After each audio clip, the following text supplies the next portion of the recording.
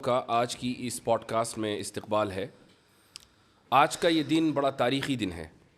ابھی چند گھنٹے پہلے ہم کانسٹیٹیوشن کلب سے یہاں پہنچے ہیں اور تقریباً 10 لاکھ سے زائد لوگ چند گھنٹوں میں ایک ایسی ڈیبیٹ آلریڈی دیکھ چکے ہیں کہ جس میں اس تصور کو واضح انداز سے ثابت کیا گیا ہے کہ خدا موجود ہے، ہمیشہ سے موجود ہے اور ہمیشہ موجود رہے گا۔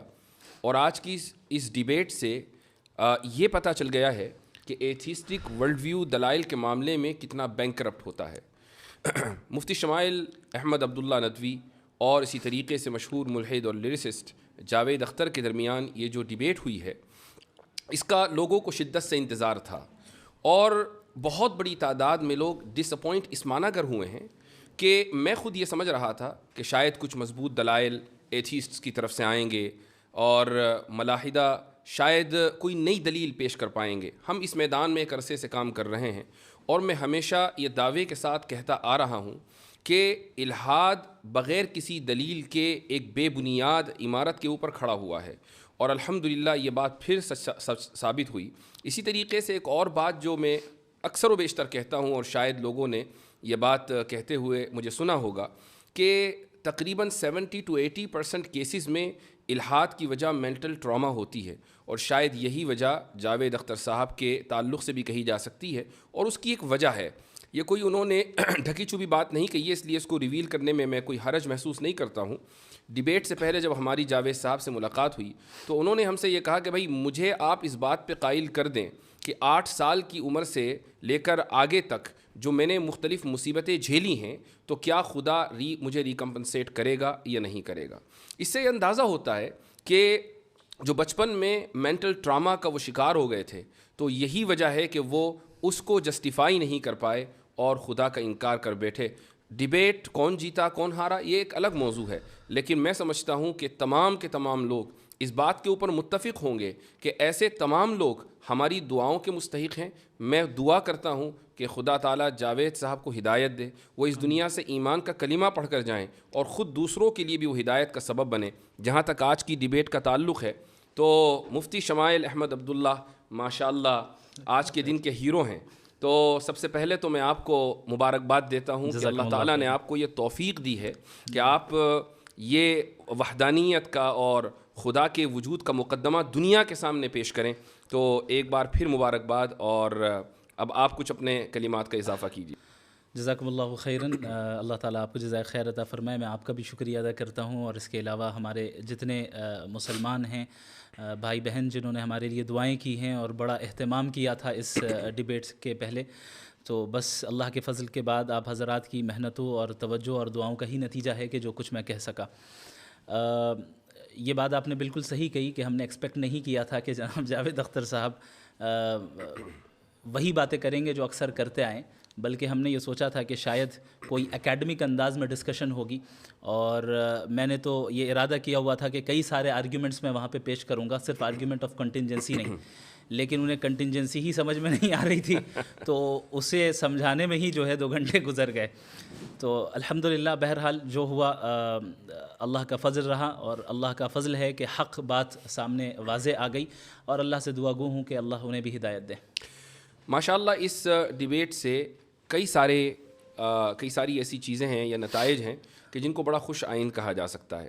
مثلا ایک بات تو یہی کہ بڑے مضبوط انداز سے الحاد کے خلاف یہ مقدمہ قائم ہوا ہے۔ دوسرا جو اس کا بڑا پازیٹیو نتیجہ نکلا ہے وہ یہ کہ شاید ابھی تک لوگ یہ سمجھتے آ رہے تھے کہ یہ جو ٹی وی ڈیبیٹ کے اوپر پیڈ مولانا سو کالڈ مولانا جاتے ہیں جن کا کام سوائے چیخنے چلانے کی کچھ نہیں ہوتا، اور ان کو ٹی آر پی اس لیے چونکہ چینلوں کو ٹی آر پی چاہیے تو کچھ 5000 کا تھیلا ان کو پکڑا دیا جاتا ہے کہ تم چیخو بندروں کی طرح۔ تو یہ جو پرسیپشن ہے یہ ختم ہوا ہے، اور اس کو بہت پہلے ختم ہونا تھا، لیکن اس ڈیبیٹ نے تو ماشاءاللہ وہ کام کیا ہے کہ اس کا اندازہ لگانا مشکل ہے۔ جی بالکل صحیح فرمایا آپ نے۔ بالخصوص ہمارے جو اس وقت ملک کے حالات ہیں، ان حالات میں اس طرح 2 الگ الگ ورلڈ ویو کے لوگوں کا بیٹھ کر رسپیکٹفل انداز میں، اکیڈمک انداز میں ایک دوسرے کے ساتھ گفتگو کرنے کی کوشش کرنا، یہ میں سمجھتا ہوں یہ خود میں ایک مائل سٹون ہے، اور اس کے ذریعے سے انشاءاللہ آگے بھی راستے ہموار ہوں گے کہ ہم اگر ڈیفرنٹ ورلڈ ویو سے تعلق رکھنے والے ہیں تو وائلنس کی ضرورت نہیں ہے, بلکہ ساتھ میں بیٹھ جائیں, چائے پی لیں اور ساتھ میں ایک دوسرے کے ساتھ ڈسکس کر لیں. آپ کو سمجھ میں آئے تو قبول کریں, نہ سمجھ میں آئے تو نہ قبول کریں. یہ بہت اچھی ابتدا ہوئی ہے. ایک جرنلسٹ نے ڈیبیٹ کے بعد مجھ سے آ کر یہ پوچھا کہ یہ جو ڈیبیٹ ہوئی ہے اس کا آپ کیا فائدہ دیکھتے ہیں؟ تو میں نے اس سے یہ کہا کہ کم سے کم انڈیا میں یہ پیغام بڑی مضبوطی کے ساتھ گیا ہے کہ اکیڈمک ماحول میں ان سینسٹیو موضوعات کے اوپر گفتگو ہو سکتی ہے. تو اس نے بڑی شاکنگ بات کہی مجھ سے. اس نے کہا انڈیا کا کیا مطلب, ساری دنیا میں ایسا ہی ہے, ڈیبیٹ ان موضوعات پر ہوتی نہیں ہے. میں نے کہا نہیں, آپ غلط ہیں. یورپ میں, امریکہ میں, دنیا کے اکثر ممالک میں ان موضوعات کے اوپر ڈیبیٹس ہوتی ہیں, بڑے ہی اکیڈمک ماحول میں گفتگو ہوتی ہے, دونوں طرف سے دلائل آتے ہیں, اور الحمدللہ ہم حق کا جو مقدمہ ہے وہ بڑے واضح انداز سے پیش کرتے ہیں. ایک جرنلسٹ نے مجھ سے بھی کچھ اسی طرح کا سوال پوچھا تھا. اس نے کہا کہ باقی چیزوں کو چھوڑ کر ڈز گاڈ ایگزسٹ پر ہی کیوں بات ہوئی؟ تو ہم نے کہا کہ بھائی ہمارے نزدیک گاڈ کا ایگزسٹنس جو ہے وہ در حقیقت سب سے بڑا مسئلہ ہے, اور گاڈ پر ایمان لانا یہ سب سے بڑا مسئلہ ہے. چونکہ باقی ساری چیزیں سیکنڈری درجے کی چیز ہے. ہمارے لیے ہم اس دنیا میں آئے ہیں, ہماری زندگی کا پرپس جو ہے وہ اللہ کو راضی کرنا ہے, اللہ کی اطاعت کرنا ہے.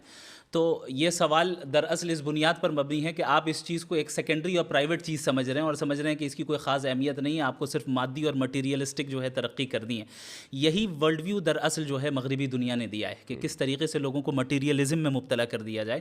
اور الحمدللہ اللہ نے چاہا تو یہ ایک بہت بڑا سبب بنے گا کہ لوگوں کو حق ان تک پہنچے اور سمجھیں کہ ہم اس دنیا میں کیوں آئے ہیں اور ہماری زندگی کا اصل مقصد کیا ہے. ضرور, ماشاء اللہ. اچھا, ڈیبیٹ میں کچھ ٹاپکس ڈسکس ہوئے, اور ویسے تو آپ نے ماشاء اللہ وافی شافی جواب دیا وہاں پر, اور میں سمجھتا ہوں کہ جو شخص بھی اس 2 گھنٹے کی ڈیبیٹ کو دیکھے گا تو جن موضوعات کا احاطہ کیا گیا ہے ان موضوعات کے اوپر اس کو اچھی معلومات فراہم ہوگی. لیکن چند باتیں ہیں جن کو ٹائم کی لمیٹیشن کی وجہ سے, اور جو اس وقت جو وائب رہتی ہے اس میں آپ کو 5 باتیں کہنی ہیں, ٹائم کم ہے, اس میں سے 2 باتیں آپ نے کہہ دیں اور 3 باتیں رہ گئی, تو اس لیے پوسٹ ڈیبیٹ انالیسس کا یہ فائدہ ہوتا ہے کہ جو بات رہ جائے اس کو بعد میں ذکر کر دیا جائے. جاوید صاحب نے ایک بات کہی, اور وہ یہ کہ مذاہب کی تاریخ چند ہزار سال سے زیادہ نہیں ہے, یعنی وہ 7-8 ہزار سال, اور انسان اس سے پہلے کا ہے.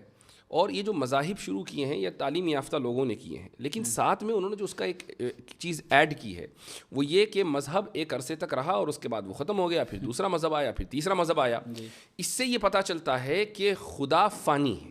جی اصل میں ان کی پوری توجہ ٹاپک سے ہٹ کے ریلیجن, چونکہ اکثر وہ ریلیجنس پر ہی بات کرتے آئیں, اور مجھے لگتا ہے کہ گاڈ کے ایگزسٹنس پہ شاید ان کی پہلی ڈیبیٹ ہے, مجھے نہیں نظر آئی.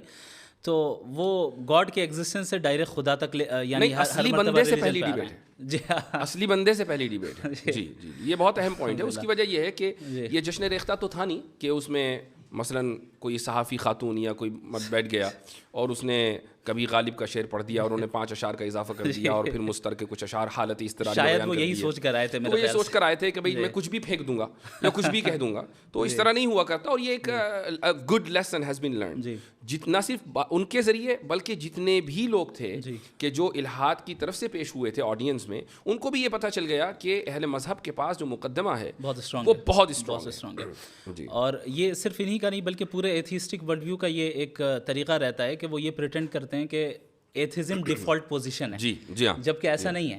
اگر ہم تاریخ میں دیکھیں تو جو بہت سب سے پہلا جو ملتا ہے ایتھیسٹ یا ایتھیسٹک فلسفی جو ملتی ہے, اگر ہم ہندوستان سے ہی لیں تو تقریباً وہ میرے خیال سے 500 سے 600 بیفور کامن ایرا ہے, اور اس سے پہلے بھی مذاہب کے ہمارے پاس یعنی ٹیسٹیمنیز موجود ہیں, آثار ظاہر ہوئے ہیں, اور پتہ چلا ہے کہ ان سویلائزیشنز کے یہاں اس سے پہلے سے خدا کا تصور موجود تھا. بلکہ ہر مذہب میں اگر خدا کا تصور ہے, صحیح یا غلط اس سے قطع نظر, تو اس کا مطلب تو یہ ہوا کہ جب سے مذاہب ہیں تب سے انسانیت اس بات کے اوپر متفق ہے کہ خدا ہے. خدا کی تشریح میں تو اختلاف ہوا ہے, تو یہ تو یونیورسل ٹروتھ ہوا. صحیح. اور جہاں تک ان کا یہ کہنا ہے کہ مذاہب آئے اور چلے گئے, خدا فانی ہو گیا, تو وہ مذہب غلط تھا اس لیے فنا ہو گیا. اس کا خدا کہاں فانی ہوا, خدا تو باقی ہے, صحیح مذہب آج بھی باقی ہے. ہر مذہب فیت مانگتا ہے. یہ تو ایسے سردرد والی چیز ہے, پتہ نہیں یہ کس کھول میں مبتلا ہیں, اس سے کیوں نہیں باہر آ رہے ہیں. اصل میں رچرڈ ڈاکنز نے یہ ذکر کیا ہے کہ فیتھ اور بلیف میں فرق ہے. فیتھ وہ ہے جو ارریشنل ہو اور اس کے پیچھے ایویڈنس نہ ہو, اور بلیف یہ ہے جو ایویڈنس بیسڈ ہو, ریشنل ہو, اور خود آپ ایکسپیرینس کر سکتے ہو. تو وہ ان کا اپنا ہے بھی نہیں. انہوں نے وہاں سے لیا اور اس پہ ان کو پورا فیتھ ہے. جی ہاں اس پہ وہ غور نہیں کر رہے ہیں کہ صحیح ہے کہ نہیں ہے. جی ہاں. تو وہ ہمیشہ سے ہر ڈیبیٹ میں یہی کہتے ہیں. اسی لیے میں نے ان کو واضح کیا کہ بھائی فیتھ صحیح بھی ہو سکتا ہے, غلط بھی ہو سکتا ہے. آپ جو ڈیفینیشن فیتھ کی بیان کر رہے ہیں وہ بلائنڈ فیتھ ہے, اس کو تو ہم بھی نہیں مانتے ہیں. دو باتیں انہوں نے اور کہی ہیں. جی. ایک بات انہوں نے یہ کہی کہ انسان کی پیدائش رینڈم ہے, اور دوسری بات انہوں نے یہ کہی کہ انصاف انسانی تصور ہے.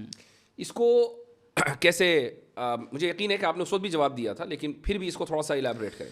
انسان کی پیدائش رینڈم ہے, یہ تو ظاہر ہے کہ ان کے ورلڈ ویو کے اعتبار سے, ہمارے ورلڈ ویو کے اعتبار سے بالکل واضح ہے کہ ہم اس دنیا میں ایک مقصد کے تحت بھیجے گئے ہیں. اب ان حضرات کی طرف سے سوال یہ ہوتا ہے کہ بھائی اگر ہم بھیجے گئے اس دنیا میں تو خدا نے ہم سے پوچھا کیوں نہیں؟ اسی لیے وہ اپنے آپ کو کہتے ہیں کہ ہم رینڈملی آ گئے. تو یہ سمجھنا چاہیے بھائی خدا کا اور انسان کا درجہ کیا ہے. وہ خدا ہے, آپ کا امپلائی تھوڑی ہے جو آپ سے پوچھے گا. تو ہم اس دنیا میں آئے, یہ آپ کو لگ رہا ہے کہ رینڈم ہے, جبکہ ایسا نہیں ہے, ایک مقصد کے تحت آئے. دوسری بات یہ کہ جو رینڈمنس ہے نا, تو اس کا جو پوائنٹ آف ریفرنس ہے وہ ہم ہیں, خدا نہیں ہے. صحیح. یعنی ہمارے لیے ایک انسان کی پیدائش رینڈم ہے, کسی کو پہلے سے پتہ نہیں ہوتا کہ 10 سال کے بعد کون اس دنیا میں آئے گا. ہمیں ایسا لگتا ہے کہ رینڈملی کوئی انسان آ گیا, لیکن خدا کے لیک آف انفارمیشن. ایگزیکٹلی. تو یہ تو آرگیومنٹ فرام اگنورینس ہے. آرگیومنٹ فرام اگنورینس ہے. اور یہ چیز میں نے اپنے اوپننگ اسٹیٹمنٹ میں بتائی تھی کہ یہ جو یا تو آرگیومنٹ فرام اگنورینس ہی ہوگا ان کے جواب کی بنیاد, یا پھر یہ کہ وہ ڈاگمیٹک آنسر دیں گے. انصاف انسانی تصور ہے, یہ تو سمجھ میں آ گیا, وہ آگے پیچھے کرتے رہے. انصاف انسانی تصور ہے, اور انہوں نے کہا کہ نیچر میں انصاف نہیں پایا جاتا ہے. تو میں نے کہا کہ اگر نیچر میں انصاف نہیں پایا جاتا ہے تو اس کا مطلب انصاف کا نہ ہونا نیچرل ہے. تو آپ کیوں اسٹرائیو کر رہے ہیں انسان کو لانے کے لیے, انصاف کو لانے کے لیے؟ اور انصاف اگر لوگوں کا بنایا ہوا ہے تو پھر مسئلہ وہی آبجیکٹیو اور سبجیکٹیو والا آتا ہے کہ آپ کیسے ڈیسائیڈ کریں گے کہ انصاف اچھی چیز ہے یا بری چیز ہے. آپ کے نزدیک انصاف اس لیے اچھی چیز ہے چونکہ سوشل کنسنسس ہے. تو سوشل کنسنسس تو ایسی چیز ہے جو ہر زمانے میں یعنی ہر 50 سال 100 سال میں چینج ہو جائے, اس کی تو کوئی گارنٹی نہیں ہے. جبکہ انصاف ایک ایسی چیز ہے جو کہ آبجیکٹیولی مورلی ٹرو ہے, اور جو چیز آبجیکٹیولی مورلی ٹرو ہو, ظاہر ہے کہ اس کے لیے کوئی ایسا فاؤنڈیشن اور اسٹرانگ فاؤنڈیشن چاہیے جو سوشل کنسنسس سے یا پرسنل پریفرنس سے چینج نہ ہو, بلکہ اکراس اسپیس اینڈ ٹائم یکساں رہیں, سیم رہیں. انصاف نیچر میں موجود نہیں ہے اور انسانی تصور ہے. یہ دراصل خدا کے وجود کی دلیل ہے. وہ اس طریقے سے کہ اگر انصاف across the natural world exist کرتا, جانوروں میں ہوتا, شیر پرندوں میں ہوتا اور پتھروں میں ہوتا, تو آپ یہ کہہ سکتے تھے کہ بھئی دنیا, انسان اس دنیا کا حصہ ہے تو اس میں بھی ہے. لیکن کہیں نہیں ہے, انسان میں ہے اور انسان ہی مکلف ہے. تو اس سے یہ ثابت ہوا نا کہ یہ بائی ڈیزائن ہے, بائی ایولیوشن نہیں ہے. صحیح. تو یہ ایک بہت مضبوط دلیل ہے جو وہ ہمیں ہمارے ہاتھ میں پکڑا رہے ہیں کہ یہ دلیل آپ میرے خلاف دے دیں. اچھا, ایک اور جو مسکنسیپشن ہے ایتھیسٹ کا, میرے خیال سے اس کو کلیئر کرنا بہت ضروری ہے, اور وہ یہ ہے, اور مجھے اس کا اندازہ ہے کہ اس وقت اس کو کلیئر نہیں کیا جا سکتا تھا چونکہ ہماری جو ڈیبیٹ ہے وہ ایگزسٹنس آف گاڈ پر ہے یا تھی, وہ مذہب کے اوپر نہیں تھی. اور یہ جو مسکنسیپشن ہے وہ یہ ہے کہ اہل مذاہب کے یہاں سوال کو ڈسکریج کیا جاتا ہے, کہا جاتا ہے کہ سوال مت کرو, اور جو لوگ سوال کرتے ہیں وہ ترقی کر کے کہاں تک پہنچ گئے, اور جن لوگوں نے سوال کو ڈسکریج کیا وہ آج کہاں پڑے ہوئے ہیں. تو یہ جو مسکنسیپشن ہے اس کو ذرا کلیئر کیجیے. میں نے وہاں پر یہ بات کہی تھی کہ مذاہب اور ظاہر ہے بالخصوص اسلام سوال کرنے سے ڈسکریج نہیں کرتا ہے, ہاں بیجا سوال کرنے سے ڈسکریج کرتا ہے. تو صحیح سوال اور غلط سوال, کہاں سوال کرنا چاہیے کہاں نہیں کرنا چاہیے, یہ دراصل فرق ملحوظ رکھنا چاہیے. اب ایک انسان اللہ سے بیجا سوالات کریں جیسے کہ وہ کرتے آئے ہیں, ولیعذ باللہ ان کے الفاظ ہیں کہ اگر وہ ہے تو پھر اس کی کیا مجال ہوگی, میں پوچھوں گا اور یہ کروں گا, تو ظاہر ہے یہ بیجا چیزیں ہیں. تو یہاں پر آپ کو سوال کرنے کی اجازت نہیں ہوگی, چونکہ جب آپ نے گاڈ کے ایگزسٹنس کو تسلیم کر لیا تو آپ نے اس کی اتھارٹی کو مان لیا ہے. اب جس کی اتھارٹی کو آپ نے تسلیم کر لیا ہے تو اب اس سے سوال نہیں ہوگا. ہاں, لیکن اس اتھارٹی کو تسلیم کرنے کی تلاش میں جب تک آپ اس راستے میں ہیں, ظاہر ہے سوال کرنا, اسی لیے قرآن کہتا ہے فَاسْأَلُوا أَهْلَ الذِّكْرِ إِن كُنتُمْ لَا تَعْلَمُونَ, کہ تم علماء سے سوال کرو, اہل علم سے سوال کرو, جاننے والوں سے سوال کرو اگر تمہارے پاس علم نہیں ہے. تو یہ بھی دراصل ایک ڈوگمیٹک آرگیومنٹ ہے جو ایتھیسٹک دنیا کی طرف سے اٹھایا جاتا ہے کہ مذہب تو سپریس کرتے ہیں. اچھا ایسا ہو سکتا ہے کہ ماضی میں بہت سے مذاہب ایسے گزرے ہوں اور ابھی بھی ایسے مذاہب ہوں جو ان چیزوں کو ڈسکریج کرتے ہوں, لیکن اگر ظاہر ہے اگر وہ کرتے ہیں تو ہم تو اسے سپورٹ نہیں کرتے. ہم تو جو اس مذہب کے قائل ہیں جو صحیح مذہب ہے. جو میں نے ابھی کہا کہ اس وقت یہ اس سوال کا جواب اس طریقے سے دینا ممکن نہیں تھا چونکہ ڈیبیٹ ریلیجن پر نہیں ہے, ورنہ قرآن کریم نے واضح طور سے کہہ دیا ہے کہ لا تسألوا عن اشیاء ان تبد لکم تسؤکم. یہ ان تبد لکم تسؤکم کا جو اضافہ ہے وہ خود بتا رہا ہے کہ مطلق سوال سے منع نہیں کیا جا رہا ہے بلکہ ایسے بیجا سوالات سے منع کیا جا رہا ہے جو نقصان دہ ہیں, وہ خود آپ کے لیے نقصان دہ ہیں.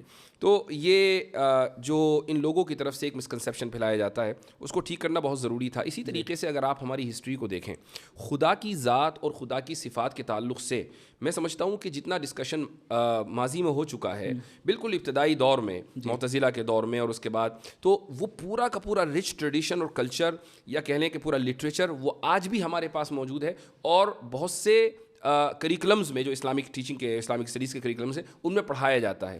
آپ دیکھیں کہ معتزلہ نے سب سے پہلے صفات کا انکار کیا. کیا آپ یہ کہہ سکتے ہیں کہ بھائی آج کوئی ایسا کر کے دکھا دے؟ بھائی معتزلہ نے اللہ تعالیٰ کی ذات کو صفات سے ڈیٹیچ کر دیا اور کہا کہ اس کی کوئی صفت نہیں ہے, تو کیا ان کی گردنیں مار دی گئیں یا یہ کہا گیا کہ تمہیں سوال کرنے کا حق نہیں ہے؟ تو یہ ایک بہت ہی بڑا دھوکہ ہے کہ جو ان لوگوں کی طرف سے پھیلایا جاتا ہے.